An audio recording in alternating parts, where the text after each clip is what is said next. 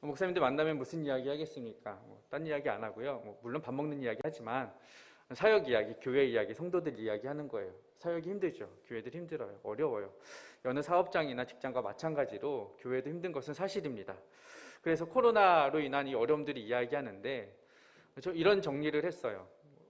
코로나가 가져온 우리 한국 교회와 또 사회의 가장 큰 키워드는 뭐냐? 양극화다. 양극화. 일반적으로 사회적으로 코로나는 개인 간의 양극화를 가져왔습니다. 가진 자들과 적게 가진 자들과 많이 가진 자들의 양극화를 가져왔죠. 기업들 간의 양극화를 가져왔습니다. 코로나로 인해 크게 어려움을 겪는 기업들, 사업장들이 있고 코로나 특수를 누리는 기업들이 있죠. 나라 간의 양극화를 가져왔습니다. 어려운 나라들은 계속해서 백신 맞기 어렵고 더 많이 죽어가는 반면 가진 나라들, 부유한 나라들은 백신을 충분히 맞으며 1차, 2차, 3차 맞는 그런 양극화를 가져왔죠. 이러한 양극화는 교회 안에도 동일하게 찾아왔습니다. 신앙의 양극화 찾아왔죠. 무슨 말입니까? 신앙이 연약한 자들과 신앙이 좋은, 쉽게 말해서 우리가 판단하기 어렵지만 그러한 사람들 간의 편차가 더 많이 벌어졌다는 것이죠. 신앙생활 열심히 하던 분들은 더 잘해요. 더 열심히 해요. 예배하는 것이, 모이는 것이 어려워지니 각자의 자리에서 말씀 읽고 각자의 자리에서 예배하며 가정 예배 드리며 더욱 예배를 찾습니다. 반면에 그렇지 못했던 초신자나 신앙이 연약했던 분들이나 혹은 영적으로 상처받았던 분들은 그 골이 더 깊어지는 거예요. 더 어둠으로 바닥으로 내리꽂기 시작합니다. 이 신앙의 양극화를 보면서 목사님들과 했던 이야기는 어떻게 해야 할까? 어떻게 해야 잘하시는 분들이야 잘하면 그냥 으쌰으쌰 해드리면 되지만 못하고 있는 분들은 어떻게 해야, 어떻게 도와야 그들의 신앙을 회복시킬 수 있을까? 이 고민을 하는 거예요. 여러분들도 비슷한 고민할 것 같아요. 혹여나 이 가운데 코로나를 인하여서 예배의 자리를 찾지 못하고 기도의 자리를 찾지 못하면서 스스로의 신앙이 침체되어 가고 있다고, 혹은 스스로 하나님을 찾는 일들이 적어들고 줄어들고 있다고 느껴지시는 분이 있다면 오늘 말씀을 통해 함께 그 답을 찾아봅시다. 어떻게 하면 저와 여러분의 신앙을 다시 하향 곡선이 아닌 상향 곡선으로 돌려놓을 수 있을지 에스겔 말씀 속에서 그 답을 찾아보기를 원합니다. 에스겔이 바로 그 회복에 대한 이야기이거든요. 회복에 대한 이야기. 에스겔은 쉽게 말해 선지서이죠. 이스라엘 백성의 멸망과 회복에 대한 이야기예요. 특히 에스겔 선지자가 어떤 시기에 사역을 했느냐면요, 남유다가 멸망하던 시기를 기점으로 전후에 동시에 사역했던 선지자예요. 그러니까 멸망하기 전에도 사역을 했고 멸망한 이후에도 계속해서 사역을 했어요. 그러면 여러분 생각을 해보십시오. 멸망하기 전과 후에 메시지가 같을까요? 다를까요? 다르죠. 멸망하기 전에는 이 백성들이 어떤 생각을 가지고 있어요? 나는 여전히 하나님의 백성이야. 우리는 하나님의 택한 족속이야. 우리는 망할 거야, 안 망할 거야? 안 망해. 걱정 마. 이런 생각들을 가지고 있어요. 이 백성들의 그러한 고정관념, 그런 선민사상을 에스겔은 깨야 했어요. 너희들도 하나님 앞에 범죄하면, 잘못하면, 실수하면, 뜻을 어기면, 궤도에서 벗어나면 하나님이 벌 주실 거야. 이 메시지를 선포하는 거예요. 그래서 회개하라. 멸망 전에는 무슨 메시지? 회개의 메시지예요. 그럼 멸망 이후에는 어떤 메시지예요? 이스라엘 백성들의 마음이 무너진 거죠. 아니, 하나님이 함께 하신다 그랬는데 우리 하나님 어디 계신 거야? 약속의 땅 우리는 쫓겨났어. 어떻게 된 거야? 이러한 이스라엘 백성들의 참담한 심정을 어떻게 해야 돼요? 회복시켜줘야죠. 멸망 후에는 회복의 메시지예요. 멸망 전에는 회개의 메시지였고 멸망 후에는 회복의 메시지입니다. 이스라엘 백성들의 그 무너진 마음들, 전쟁으로 인하여서 찢어진 마음들. 요즘 여기저기 전쟁 이야기 들려오는데 안타깝잖아요. 속상하잖아요. 저와 여러분은 전쟁을 겪은 세대가 아니지만 뉴스를 통해서 보는 전쟁의 참담함은 이루 말할 수가 없습니다. 그것이 바로 이스라엘 백성들의 마음이었던 거죠. 그것을 일으키기 위해서, 그것을 세워주기 위해서 에스겔은 회복의 메시지를 전하고요. 그 에스겔 전체적으로 그 핵심을 이루는 주제의 말씀이 바로 37장 25절부터 28절 말씀인데요. 38장 25절부터 8절 함께 읽어보겠습니다. 시작.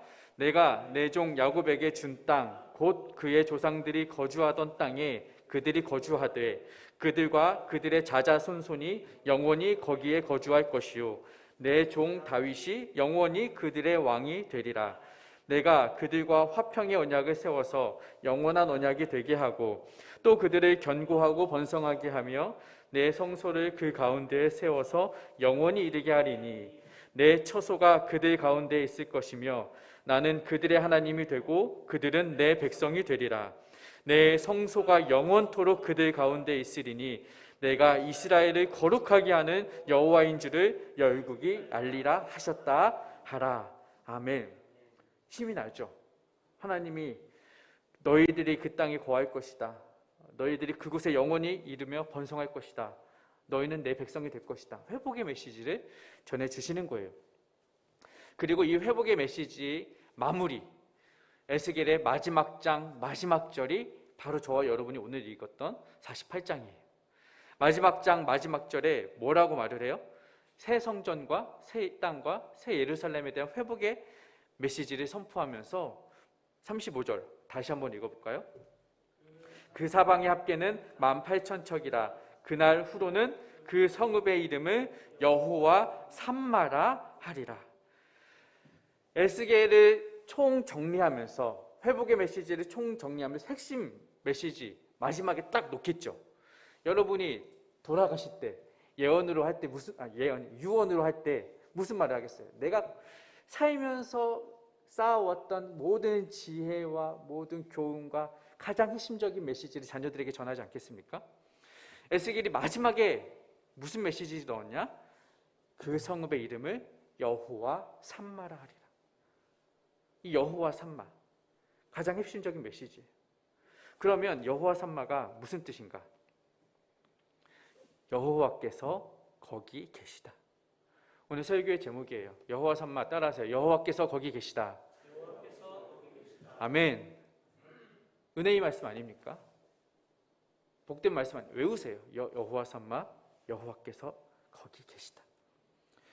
황폐하고 황무지가 되어버린 예루살렘 땅, 이스라엘 백성, 그곳에 과연 하나님이 계실까라는 의문이 들 때, 의심이 들 때 하나님은 여호와 삼마 외쳐주시는 거예요. 하나님은 거기 계셔. 마음이 시린, 절망과 시리에 빠진 이스라엘 백성들에게 얼마나 큰 힘이 되었을까요? 그래, 하나님 우리 떠나지 않으셔. 그래, 하나님 나의 하나님이야. 하나님이 거기 계신다고 약속하셨어. 이 말씀이 여호와 삼마라는 이 단 한마디가 이스라엘 백성의 마음에 콱 박혔을 거예요. 얼마나 찌릿찌릿했을까요? 여러분들도 그런 말씀 하나씩 있지 않나요? 말씀 구절, 여러분 가슴속에 늘 새겨놓는 그 구절 하나씩 있잖아요.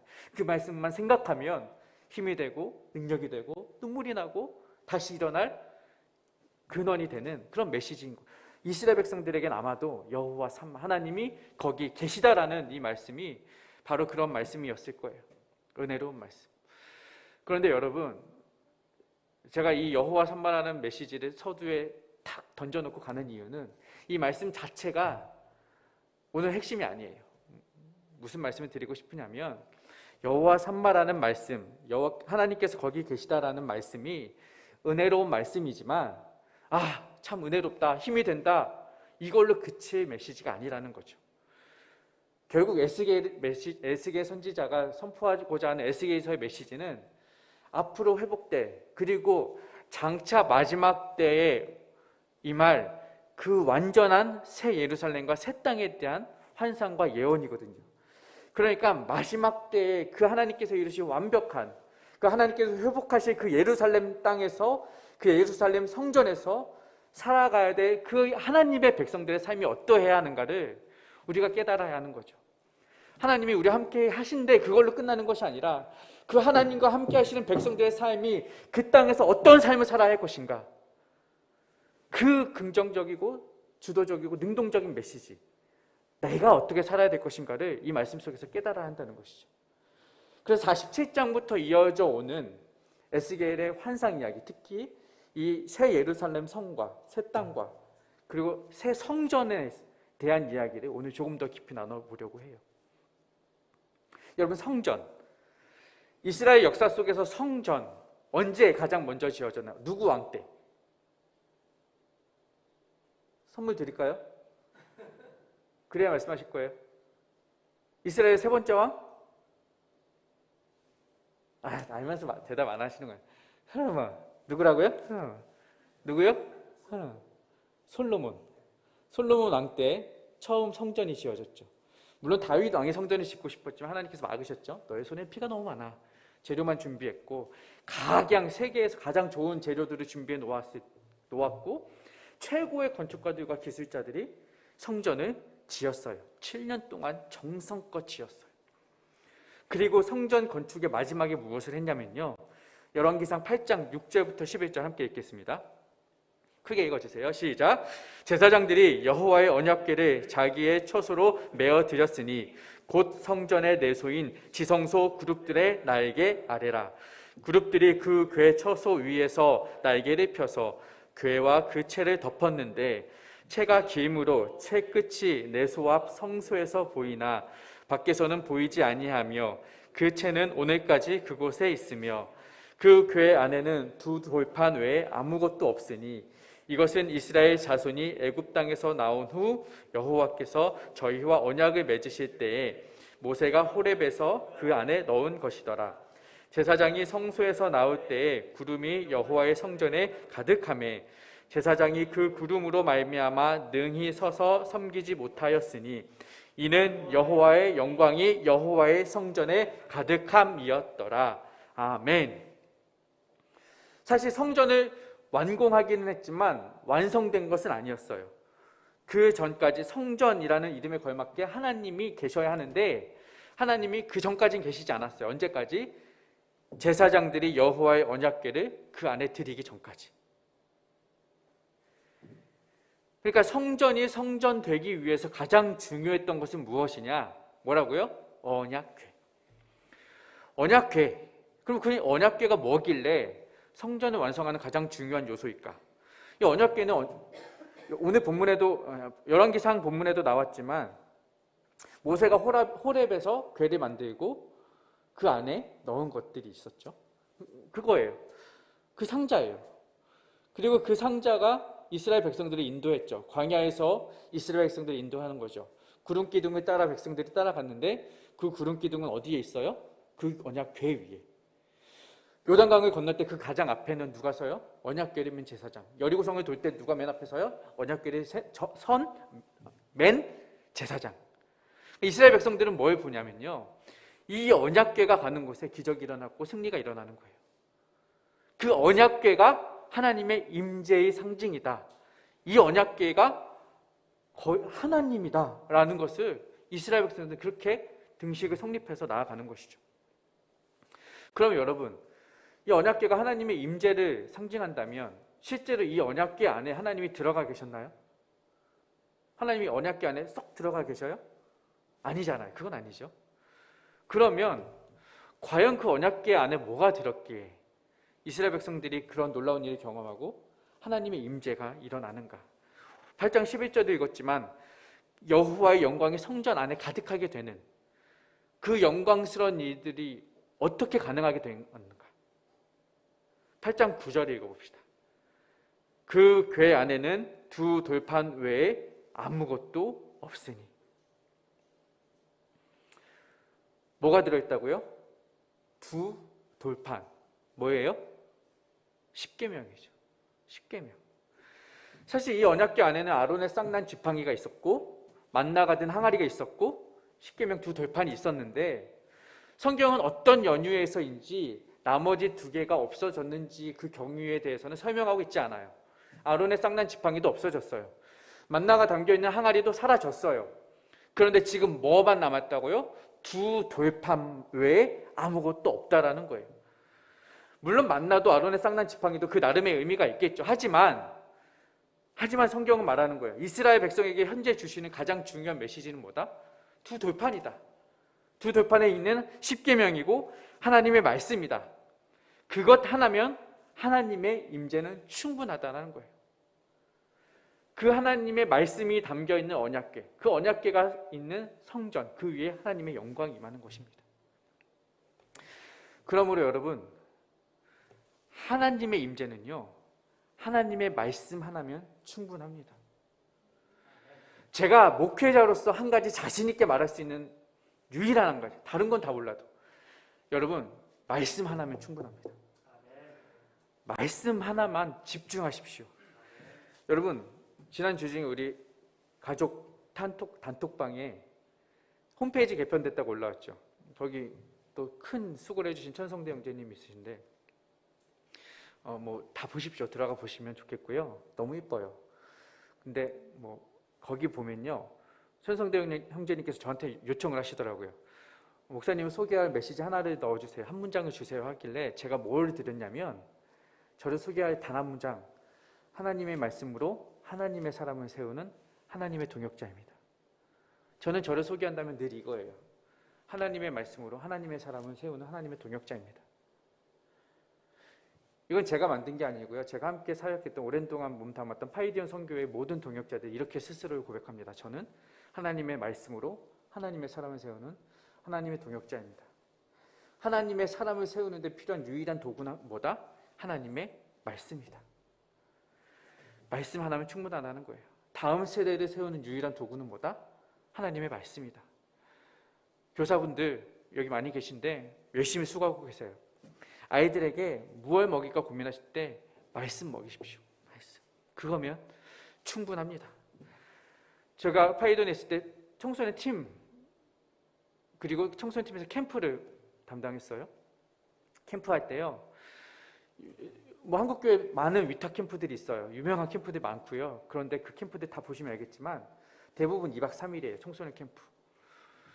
3박 4일을 할 수가 없어요. 저 어렸을 때까지만 해도 3박 4일 했거든요, 수련회. 근데 요즘 3박 4일을 못해요. 왜? 애들이 보충 수업 학원 빼기 너무 힘들어요. 2박 3일 그것도 못 가서 첫날 빠지고 이튿날 합류하겠다고 해요. 그게 청소년들의 현실이에요. 그런데 파이디언 선교 캠프 할 때 제가요 3박 4일 고집했어요. 대표님이 물으셔요. 이거 해야겠냐? 네, 해야겠습니다. 왜? 3박 4일 아니면 너무 짧습니다. 말씀을 가르치기 2박 3일은 너무 짧습니다. 그리고 3박 4일 오전 기간 동안에 그 3박 4일 중에 오전 시간 9시부터 12시까지는 뭐 했냐면요, 소그룹 성경 공부예요. 성경 공부. 다른 위탁 캠프 가보십시오. 소그룹으로 매일 오전마다 성경 공부만 하는 캠프 없습니다. 왜 그걸 고집했냐고요? 말씀드린 그대로예요. 말씀 하나면 충분하니까. 말씀이 가르쳐줘야 되니까. 요즘 세대, 다음 세대들에게 말씀이 들려지지 않아요. 그들이 들어야 될 것들이 너무나 많아요. 그들의 귀를, 그들의 마음을, 그들의 시선을 흐트러뜨리는 세상의 소리와 세상의 잡음들이 너무 많아요. 그것들로부터 벗어나야 돼요. 그리고 그들이 집중해야 돼. 그들이 주파수를 맞춰야 돼. 단 한 가지는 뭐냐? 하나님의 말씀이라는 거예요. 여러분의 생각과 여러분의 시선을 말씀에 고정하십시오. 말씀이 여러분의 삶을 뒤집고 바꾸고 회복시키실 것입니다. 제가 다음에 이 자리에서 또 여러분 앞에서 말씀을 전해야 될 기회가 있다면 저는 똑같은 말씀 전할 거예요. 말씀 앞에 서시라고. 말씀의 능력이 있음을 저는 확신하기 때문입니다. 여러분 이런 이야기 많이 하죠. 사람 안 변해. 야, 사람 진짜 안 변해. 사람 고쳐 쓰는 거 아니야. 그렇죠? 사람 고쳐 쓰는 거 아니에요. 못 고쳤어요. 안 고쳐져요. 그런데요, 말씀은 고쳐요. 말씀으로 은혜 받은 사람은요, 변화됩니다. 저희 아버지가 술 그렇게 드시다가 술은 안 드셔요. 변화된 거예요. 말씀으로. 신앙에는요, 지름길이 없습니다. 말씀 하나하나 차근차근 씹어 먹으면서 소화하시고 말씀대로 살려고 노력하시는 그 순간순간, 그 순간의 노력 조각들이 모여서 삶이 변하고 우리의 생각이 변하고 기준이 변하고 인격이 변하는 거예요. 언약궤는 그런 의미가 있다는 것입니다. 언약궤 안에 담겨있는 그 말씀, 그 돌판. 그러므로 성전을 성전되게 하는 최종적 완성은 하나님의 말씀인 것입니다. 성전은요, 하나님의 말씀이 선포되는 곳이어야 하고 하나님의 말씀을 듣는 곳이어야 해요. 교회가 마찬가지예요. 하나님의 말씀을 선포하지 않는 교회는 교회가 아닌 것이고요, 하나님의 말씀을 듣지 않는 교회도 교회는 아닙니다. 사무엘이 지성소 앞에서, 언약궤 앞에서 잠을 잤어요. 그리고 거기서 어떤 일이 나요? 하나님의 음성을 듣습니다. 사사시대 400년 동안 하나님의 음성이, 하나님의 말씀이 전혀 들려지지 않았던 그 400년 사사시대의 침묵을 깨고 하나님의 음성을 들었던 사무엘은 하나님의 말씀 앞에 거하던 자였어요.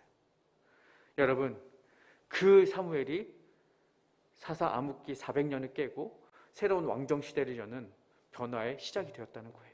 그 한 사람. 저와 여러분, 그 말씀 앞에 선 그 한 사람이 되시기를 주님의 이름으로 축복합니다. 그런데 문제는 뭐냐? 에스겔이 귀환했어요. 이런 메시지 전했어요. 그러면 이스라엘 백성들은 말씀 앞에 서야지 이런 생각들을 가지고 있었을 텐데, 그리고 하나님이 우리와 함께 계실 거라고 기대했을 텐데 현실은 어땠을까요? 이스라엘이 포로에서 귀환한 후에 선지자들의 예언이 끝난 후에 무슨 일이 일어나냐면 구약과 신약 사이에는요 또다시 400년의 공백이 일어나요. 하나님이 거기에 계시다고 약속을 하셨는데 하나님이 더 이상 말씀하시지 않는 또 다른 중간기, 신구약 중간기가 일어나는 거예요. 의심이 되죠. 하나님 약속하셨잖아요. 거기 계시다고 하셨잖아요. 여호와 삼마 말씀하셨는데 이스라엘 백성들에게 다시 찾아온 건 뭐냐? 또 다른 암흑기예요. 그러면 여러분, 에스겔의 예언이 틀린 것일까요? 하나님은 거기 계시지 않을까요? 심지어 2022년에 사는 저와 여러분은 어떻습니까? 하나님의 성전이 있습니까? 그 성전이 있나요? 그 십계명에 담긴 그 언약궤 있어요? 두 돌판 남아 있습니까? 없어요. 그러면 우리가 내리는 결론은 하나님은 계시지 않는다. 여호와 삼마 땡 틀렸어. 이건가요? 결코 아니겠죠. 자, 그러면 무슨 말인가? 신구약 중간기를 끝낸 신약 시작을 여는 요한복음을 보면 무슨 메시지가 나와요? 말씀이 육신 가운데 거하심에, 육신이 되어 우리 가운데 거하심에. 말씀이 육신이 되어 우리 가운데 거하신다. 말씀이 육신이 되신 그분은 누구예요? 예수 그리스도. 예수 그리스도가 우리 이 땅에 오셨고요. 성경은 뭐라고 말해요? 그의 이름을 임마누엘이라 하라. 번역한즉 하나님이 우리와 함께 계시다. 할렐루야. 이스라엘 백성들은 생각했을 거예요. 여호와 삼마 끝났다. 그런데 끝이 아니었죠. 하나님은 그 이후에 임마누엘, 육신으로 이 땅에 친히 말씀을 보내주시면서 끝난 게 아니야. 언약궤가 사라진 것이 아니야. 성전이 무너진 것이 아니야. 완전한 성전, 완전의 말씀이신 예수 그리스도를 이 땅 가운데 보내주시면서 여호와 삼마의 약속을 재확인시켜 주시는 거예요. 나는 여전히 너희와 함께 있을 거야. 그리고 이 약속은 확장되고 완성되는 거예요. 구약의 백성들은 어디 계신 하나님이에요? 여호와 삼마 무슨 뜻이라고요? 하나님께서 거기 계시다. 구약의 백성들이 만난 하나님은 거기 계신 하나님이에요. 그런데 신약을 살아가는 임마누엘의 하나님은 어떤 하나님이에요? 우리와 함께 계신 하나님. 아멘. 거기 계시는 그 하나님이 아니라 여기 우리와 함께 계신 하나님을 저와 여러분은 만나고 있는 것입니다. 얼마나 놀라운 은혜예요. 얼마나 복된 삶이에요. 여호와께서 지금 임재하신다는 거예요. 여호와께서 우리 안에 임재하시는 거예요. 여호와께서 우리 안에 영광스럽게 나타나시는 거예요. 그럼 앞서 설명드렸죠. 여호와의 영광이 임재하시는 그곳이 성전이라고 말씀드렸죠. 그러면 지금 우리 가운데 여호와의 영광이 거하시면 우리는 뭐가 되는 거예요? 우리가 성전이 되는 거예요. 우리는 성전이. 그래서 우리는 하나님이 함께 하신, 하나님이 거하시는 성전인 거예요. 여러분, 서로에게 이렇게 축복합시다. 당신이 하나님이 거하시는 성전입니다. 옆에 분에게 축복해 주세요. 바라보시면서. 저와 여러분이 하나님이 임재하신 성전이 되는 거예요. 스스로에게 대답하세요. 하나님이 거기 계시네요. 하나님이 거기 계시네요. 여기 계시는 거예요. 그러면 여러분, 저와 여러분이 반드시 고수해야 할 중요한 가치는 바로 이것입니다. 첫 번째로 성전된 여러분의 삶을 말씀으로 채우시기 바랍니다. 성전 안에는 말씀이 말씀 자체가 하나님이시고 말씀 가운데 하나님이 임하십니다. 말씀 가운데 역사하시고 말씀으로 일하시는 거예요. 여러분의 삶을 말씀으로 채우십시오. 성전을 성전되게 하는 것은 그 크기와 너비와 높이에 있지 않습니다. 말씀의 유무에 있습니다. 여러분의 성전되게 하는 것은 신앙의 연수도 아니에요. 여러분의 직분도 아니고 봉사의 유무도 아니고 재산의 크기도 아닙니다. 여러분이 말씀으로 채워졌는가, 그것이 여러분의 성전됨을 결정짓습니다. 솔로몬의 성전에 말씀의 돌판이 들어가야 완성되었던 것처럼 여러분의 삶에도 이 말씀이신 예수 그리스도가 들어가야 여러분이 온전해지는 회복을 누리게 되는 것입니다. 아무리 성전이 크고 웅장하게 지어졌어도 말씀이 없는 성전은 그저 화려한 건축물에 지나지 않는 거예요. 그런데 아무리 초라하고 아무리 작고 아무리 작은 성전일지라도 말씀이 거하시면 그곳은 하나님의 영광이 임하는 눈부신 성전이 되는 것입니다. 하나님과 함께하는 여호와 삼마의 삶은 곧 말씀 안에 거하는 삶인 줄을 믿으시기 바랍니다. 그러므로 여러분, 말씀 읽으세요. 이번 한 주간 더욱 열심히 말씀 읽으세요. 고난주간이 찾아옵니다. 말씀 앞에 엎드리세요. 말씀 읽는 게 고난이죠. 그렇죠? 고난에 참여하세요. 야, 내가 진짜 어떻게든 말씀 읽는다. 시간 내어서 읽는다. 성경 필사 하세요. 손 저릿저릿해가면서 막 떨어가면서 성경 필사도 해보시라고요. 어렵지만 힘들지만 포기하지 마세요. 그리고 말씀대로 살아내세요. 말씀대로 사는 거예요. 여호수아 1장 9절 말씀, 제가 가장 좋아하는 말씀. 내가 내게 명령한 것이 아니냐, 마음을 강하게 하고 담대히 하라. 두려워하지 말며 놀라지 말라. 내가 어디로 가든지 내 하나님 여호와가 너와 함께 하실 것이다. 함께 하실 것이라는 약속 앞에 뭐라고 있는지 아세요? 여호수아 1장 8절 앞으로 가면 무슨 말씀이에요? 이 율법책을 내 입에서 떠나지 말게 하며 주야로 그것을 묵상하여 그 가운데 기록한 대로 다 지켜 행하라는 거예요. 하나님께서 함께 하신다는 약속은요, 그 약속 앞에 어떤 전제가 있어요? 어떤 조건이 있어요? 말씀대로 행하라고 살라는 거예요. 조건이에요. 여러분, 하나님 함께 하신다고 약속하셨지만 그냥 함께 하시는 게 아니에요. 말씀 앞에 거하는 자, 말씀대로 행하는 자와 함께 하시는 거예요.